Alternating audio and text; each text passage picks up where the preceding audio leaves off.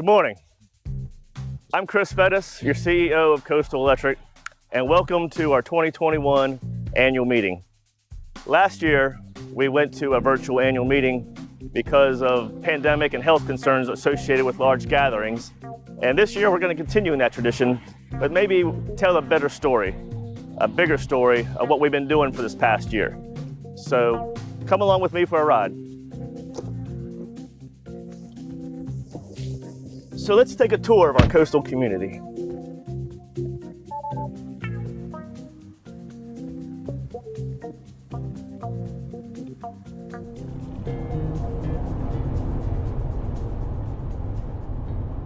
So 2020 started off, just like any other year, a lot of workload. We don't really have any kind of off season of workload. It's the winter. Developments are kicking in. We're hitting conferences. At one of our national conventions, while we're in New Orleans, we realized that there's this health pandemic going on, and it's just not localized to Asia, but it's in the country now, and we shouldn't be gathering in large group settings. So the best thing we can do now is get back safe, and figure out what kind of regulations may be coming down the pipe on how to keep a safe workplace environment. When everyone else was at home, they still needed lights, they still needed power at home, especially with the kids. Schools were shutting down and kids were going online virtual school. We tried our best to keep them in power, and we strive to do our best to keep the power on so those kids can continue their education. But then we saw what happened in the Gulf. The first hurricane hit Louisiana and did devastating damage, and they were calling for crews all across the Southeast. I was in the middle of sitting down with my mortgage lender to get a text, pack your bags, we're leaving in the morning. I didn't know for how long. I'm supposed to be closing in a house in a week. They're telling me to pack for a month. We done two-week rotations, so in total Coastal was there a month, but we were only there like 14 days.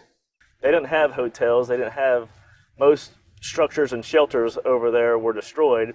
So what we call tent cities were set up all across Louisiana for the emergency crews, the line crews to come in and have somewhere to operate from. It's one thing to hear about it and see about it on the news. It's another thing to look at it face to face. It's a feeling of sorrow for the people and the community that has been devastated. There was nothing left, nothing. We drove for miles and all you seen was debris of what used to be houses and homes and schools, and it was just power lines down as far as you could see. It was very humbling. You never know. I mean, this year might happen here, and us living this close to the coast, and that's why we'd go, help them, and hoping that somebody would come help us when time needs. They were happy to see us when we got there. It was a definite, glad you're here, let's get to work. On a day-to-day, we picked up wire, replaced poles, just a little bit of everything. Whatever we could do to help restore power in the fastest, most efficient manner. You are your brother's keeper. We go to help when somebody's in need, and people come and help when we're in need. I think that's great. It took about a month to get that area of Louisiana fully restored. It was safe to accept electric service, and the line crews continued to keep the lights on throughout the summer. No, we didn't have any hurricanes locally, but we still had our thunderstorms, and we still had outages, and we still had new construction. We still had system improvements to make. We were still vested in making infrastructure improvements in our technologies. So over at Francis Meeks Elementary School, we also installed an electric vehicle charging station. There's a real initiative going on in Georgia right now to help create a vehicle charging network across the state. For Coastal Electric, what that means to us is when there's new opportunities at new construction sites, to go ahead and put together networks of vehicle chargers. Initially, there's going to be no cost for that energy. They're just going to be there, available for owners of electric vehicles to charge. Now, the idea isn't that you're going to pull up to the elementary school and get a full charge. The idea is that with your electric vehicle, you can keep your battery topped off as you run errands throughout the day. Now, if you happen to be a teacher with an electric vehicle, that's a nice little benefit. You could just have a reserved spot and plug in, and by the end of the school day, you have a fully charged electric vehicle. But for visitors, they just may be there for 30 minutes, an hour to spend lunch with their kids. They can get their vehicle topped off as they continue to run errands throughout the rest of the day. We're a barbecue restaurant, full service. Been here for 4 years here in the Midway location. They come to get the pulled pork barbecue. That's kind of our staple, what we built a business on. Coastal Electric approached us, said they would like to put a complimentary charging station here. We thought it was a good fit with the EV market on the rise, so that's where we are. We're probably seeing an average of about 300 customers a day come through here, and that's why we're excited to have it here, because the people that are going to be able to pull in and top off their charge on their EVs, they'll be able to come in and have a good barbecue meal, a good southern barbecue meal. They get full and the car gets full. Win-win. And that's the idea. If we get enough of these chargers throughout our service area, and along with our other electric partners, if they do the same, then it really brings the logistics of owning an electric vehicle a lot more accommodating. So another reason why we're driving to Francis Meeks is they were a recipient of one of our Bright Idea grants. Those are grants where the teachers help bring hands-on learning opportunities to the children in the classroom. The money that comes for these grants comes from all of our customers and members. So we have a program called Operation Roundup, where the customer at their choice elects to round up their power bill to the next whole dollar. And then you take all those nickels, dimes, and quarters, and at the end of the year, you have some substantial money to invest back in your community. So today we're also going to hear from one of the teachers, Mr. Robert Hodgson, who's won several Bright Idea grants over the years. What started off with a compost project has evolved into probably the state's biggest research garden that they have. Well, I've been at Richmond Hill Middle School for 16 years, but I didn't start the Ecological Studies program till 2013. It basically came out of a desire to actually involve the students in doing more science as opposed to just learning about science. I learned about the Bright Ideas program because our administration mentioned it to us and they said, here's an opportunity to do this. And so I applied that year, and we were lucky enough to receive a grant that year, and then we continued to apply year after year, and we've received grants every year since.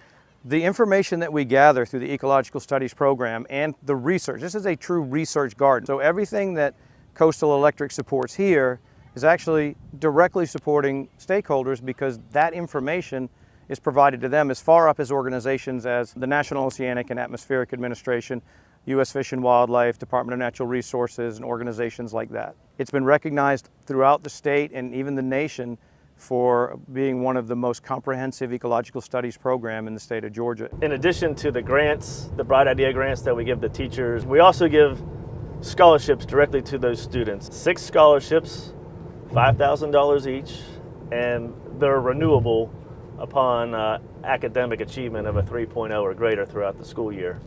In fact, we're getting ready to meet Eli, one of our scholarship recipients. I heard about the scholarships through my graphic design teacher, Miss Crow, at Richmond Hill High School, and I was a recipient of that and one of the first ones to receive the $5,000 scholarship every single year, and it's greatly impacted me in my studies at Georgia Southern University. Honestly, I'm entirely grateful for the members rounding up their dollars on their bills to make programs like the scholarship I receive possible, and to reinvest that money right back into the community.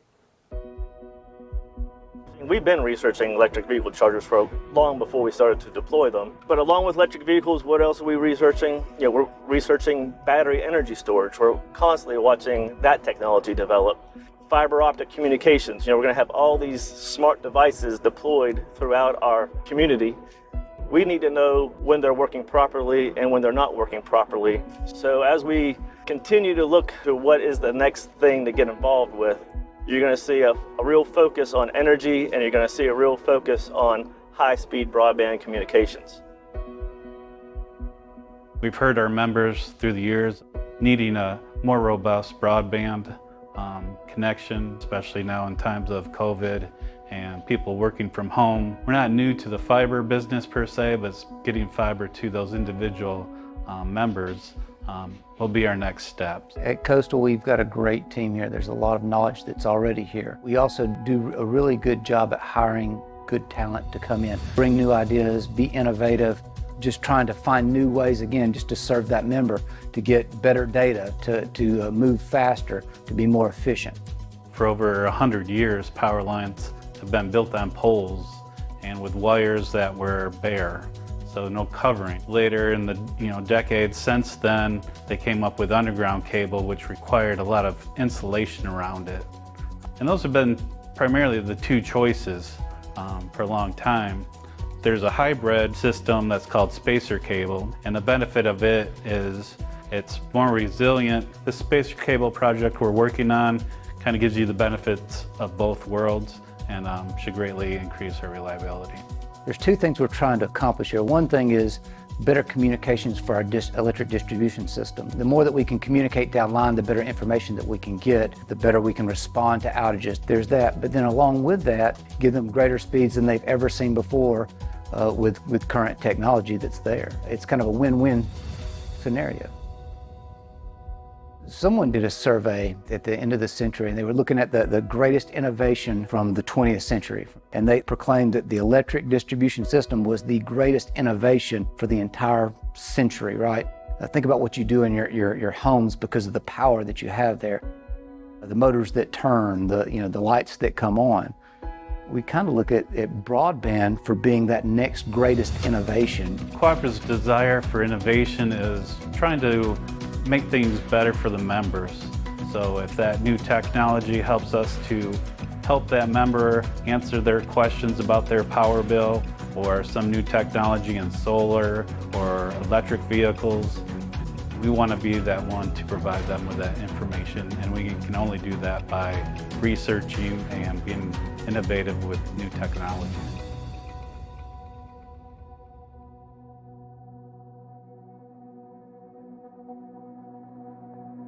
A lot of times people ask me the question, where do you get your electricity from? Who do you buy power from? I always have to remind them, we generate our own electricity. We are part of a statewide organization, Oglethorpe Power, and there's 38 members, 38 EMCs, just like Coastal Electric, across the state. And we've been making a lot of investment in what is being categorized as zero emission energy, nuclear energy or solar energy. Solar is not just emission free, but it's also green energy. So a lot of buzzwords in the industry. But what we're real proud of is the amount of solar we've built over the last 10 years. Even more significantly, what we've built in the last 2 years. And these solar projects, you have your residential scale, which is your rooftop or your backyard solar arrays. Then you have like your community scale, which is something that's at the Midway office. And we can help share that green energy with all the participants that want to subscribe to it. Real economic value is at the utility scale. Anytime you do something at a larger scale, there's just lower economics involved on a per unit cost, right? When you build utility scale solar, we're going to get the best value for our dollar to capture that energy from the sun. So we've participated in enough solar projects now that we have 4 megawatts or 4,000 kilowatts available to our members to subscribe from. And just like we live in this virtual world now, they could have virtual solar on their roof without actually physically putting it on their roof. So what we've made available to our members is a no hassle, no obligation, subscribe now, drop it later. There's no contracts. And you will get the benefit of not just having an array on your roof, but a network of arrays across the state. So it may be cloudy in coastal Georgia, but it may be bright and sunny in northwest Georgia. And guess what? We also have a solar array in northwest Georgia. They're all across the state. So you'll get that energy production benefit. We collect all that energy output for the month, and we allocate it to those members that subscribe to this program. So we're over here at Belfast Commerce Industrial Park, and we've been working with the developer and laying out the infrastructure and preparing for new businesses that come in this area for quite a few years now. It is extremely competitive. It's important for us to put our best foot forward. We try to be very professional and proactive and responsive in all of our communication and our approach with prospects. 3 years ago, we began putting our electrical infrastructure underground and making upgrades and improvements. We have to stay ahead of the developer. We can't wait for the load to come, then make the improvements. We have to make the improvements first. We work with companies on the front end to try to get them to locate manufacturing, distribution, assembly type companies. And then once they locate, we continue to serve as a resource for them. Really, we believe the work begins after a company locates. We stay connected with the community, connected with the development authorities, economic development teams across the state. We like to leverage our partnerships and our relationships. So we call on our partners like Coastal Electric when we're working with existing industry and we need contacts. So that we can always be prepared to provide reliable electric service to these new members, these members that hopefully bring hundreds of jobs to the area and provide that economic stimulus for years to come. In 2020, Medline Industries chose to locate a 1.2 million square foot distribution center. Medline is a medical supply company that supplies medical equipment throughout the country to hospitals, municipalities. Medline is based out of Northville, Illinois. The first meeting that we had, it went very well. Shortly after that, they notified us that they had selected us. And I think that we were able to demonstrate we had the workforce. The new exit 82, or the new interchange here at Belfast Keller and Interstate I-95, has been in work in progress for probably the last 30 years. And so to have this thing open this past January was a big milestone for everyone, and it took a lot of people to work together to make that happen. Medline will create initially 150 jobs within 5 years of being open. They will also co-locate with FedEx Ground. FedEx Ground will be opening a sortation facility in this location with Medline, and this will double the package capacity in our region, which will be a nice plus up. So I believe the Medline facility, with its visibility right against I-95 and Belfast Keller, is absolutely going to bring in more clients into this region. One of the executives recently told me that they felt like they would be taken care of here. And that's something that we really tried to pride ourselves on, is that we like to take care of our industries. We want to be their partner throughout. And that's one thing that I think I could say about Coastal, is if I had a way to explain the relationship with them, is they're our partner throughout. I think that that's something that the Development Authority and Coastal certainly have in common.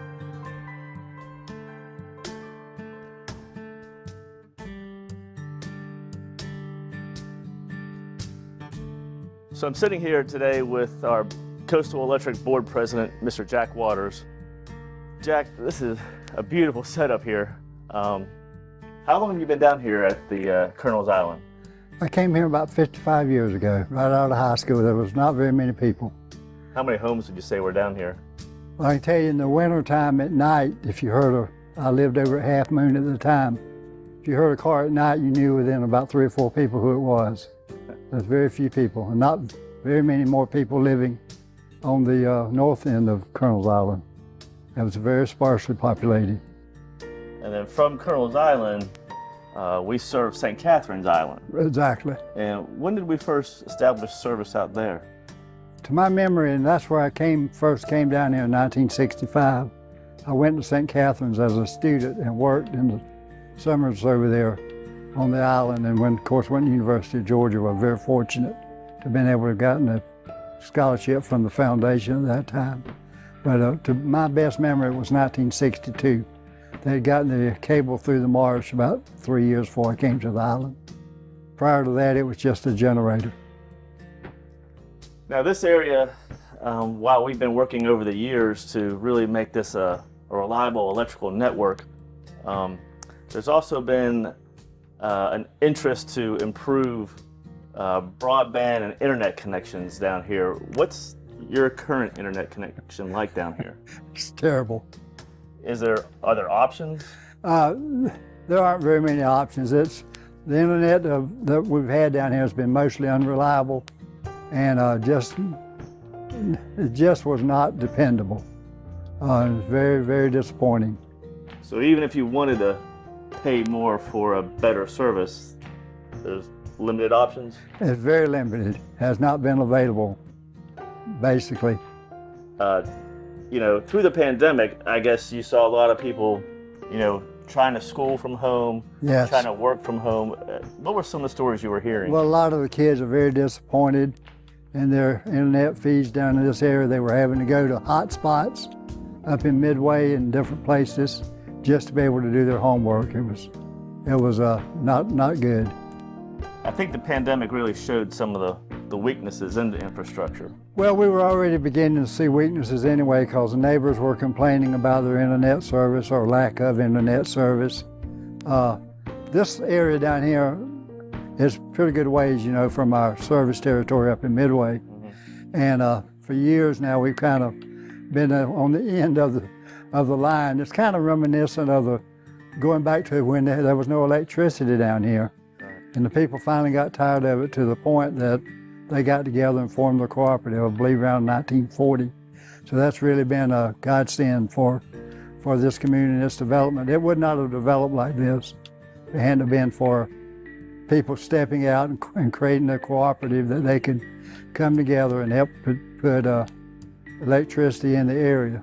And this is very reminiscent of that.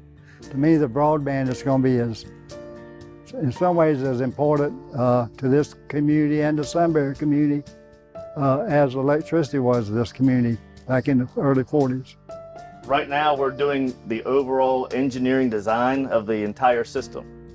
And our goal is this fall, we're starting construction. And there'll be more news coming out about what type of services that will go along with that. But right now, what we can assure our members is fiber is coming to Colonel's Island and Sunbury, and that's where we're going to start first. We want to start where our members are unserved or underserved, and this describes it perfectly. We've done a lot of innovative things down here, so to me, this is going to be the icing on the cake. We started putting the conduit into subdivisions down here back, what, 15 years ago? Yes, sir. About the time you came. And that's been real innovative. It's even going to help us expedite our, I think, our broadband wires to the homes. I mean, just think we're going to go to individual homes. If you've got an electrical meter, you're going to be able to have broadband service. That's right. So I'm excited about that, and I know many of our neighbors are. Can you imagine being able to work from home and this kind of scenery? This would be your office space? It's pretty entertaining, isn't it? Yes, it is. You know, I enjoy it myself. Well, Jack, thank you for taking this time to meet with me and talk to our members. You know, we're doing a virtual meeting this year, and this is a great way to communicate with our members on some incoming exciting news that Coastal Electric's getting ready to do. Well, Chris, I can tell you as a board president, and our board is committed to making broadband work in this area, and we really appreciate the work that you and your staff have done to make this possible. Well, thank you, Jack. Thank you. All right, let's get back on the road. So as we drive around the system, you know, you see our infrastructure, you see our involvement in new projects, how we can make reliable service for our existing members and members yet to come. You know, we've been doing that for 80 years, but we're doing more than just provide electricity and energy sales to our members. You know, we're always here, we're always on, we're involved in the community, we are part of the community, and whether it's your local community organizations, whether it's the school system, whether it's the development authorities, the chambers of commerce, we're not just serving our members, we are the members, and we're here to meet whatever need the community has. You know, yes, we sell electricity, but you know, we're here trying to make a better way of life for everybody, and we're just doing our part. Okay, thank you for joining me on that tour of our community. Hopefully you saw a project that was of interest to you, or maybe you learned something about Coastal Electric and what we do each and every year. Right now, we're getting ready to start the business session of our annual meeting. After the business session, we're going to be drawing a $1,000 grand prize to one of our lucky members. So come on in. What a great and beautiful video that was this morning. I don't know how long Jack and Chris had to spend in makeup to get their faces pretty for that, but we appreciate the video. I'm here to call to order the business session of the annual meeting of Coastal Electric this morning. First, we'll have Laura McGee come up and make a determination of a quorum.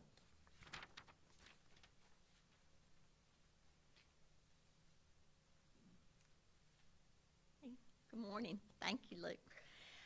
Mr. Chairman, as of May 27th, 2021, there were 17,805 members of Coastal Electric Cooperative. Pursuant to Article 3, Section 4 of the Bylaws of Coastal Electric Cooperative, if the total number of members exceeds 550 or 2% of the members present in person or presented by proxy, whichever shall be largest, shall constitute a quorum. Mr. Chairman, this morning I declare a quorum present for the transaction of business. Do we need this? Thank you. Thank you, Laura. Before I continue, I want our folks watching virtually and the folks in this room to know that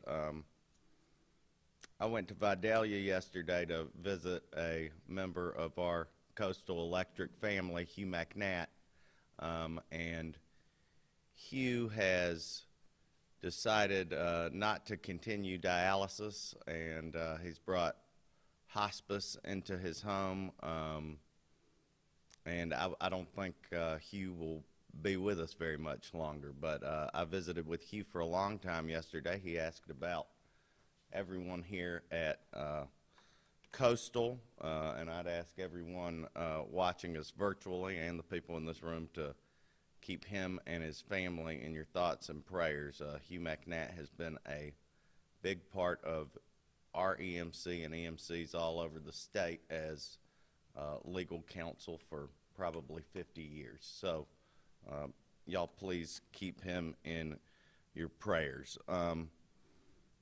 I am going to read the report of the nominating committee that was made on February the 10th, 2021. And it says, we, the nominating committee appointed by the board president, Jack Waters of the Coastal Electric Cooperative, at a meeting held on January 27th, 2021, have made the following nominations for directors to be elected at the annual meeting of members to be held today, Thursday, May 27, 2021. Bryan County, Ken Luke. Liberty County, Jack Waters. And McIntosh County, Johnny Kearns. And this was signed February the 10th by Donna Moore, Mark Schlag, Donna Papore, Barbara Smith, and Tommy Wallace. So now we'll have the election of those directors. It's a tight, unopposed race for all of them. So that's always the best sort of election to have.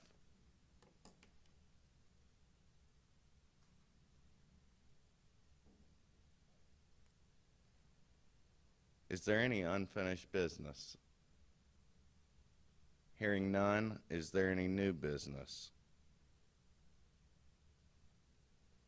Hearing none, I will now adjourn the business session, and I'd like to introduce a man who needs no introduction to the EMC community, Mr.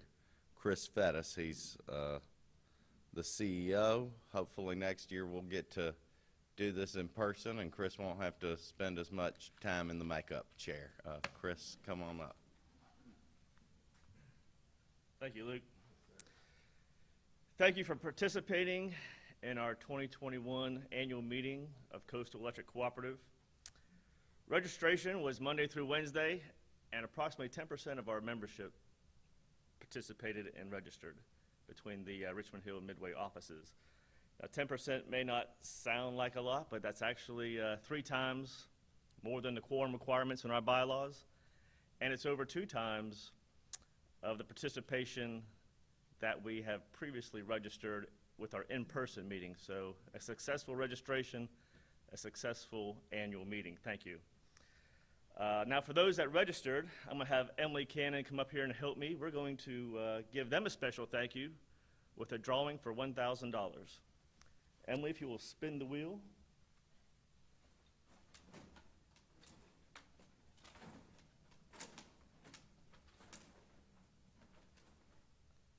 And the key.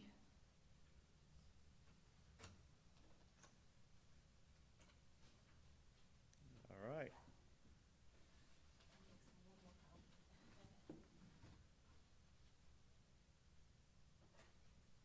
Okay, for $1,000, we have a Mr. Philip Andy Schumann. Philip Andy Schumann. Congratulations. We will be getting up with you. Mr. Schumann is from the Richmond Hill area of our service territory. Thank you. Congratulations. With that, I want to wish everyone a beautiful weekend.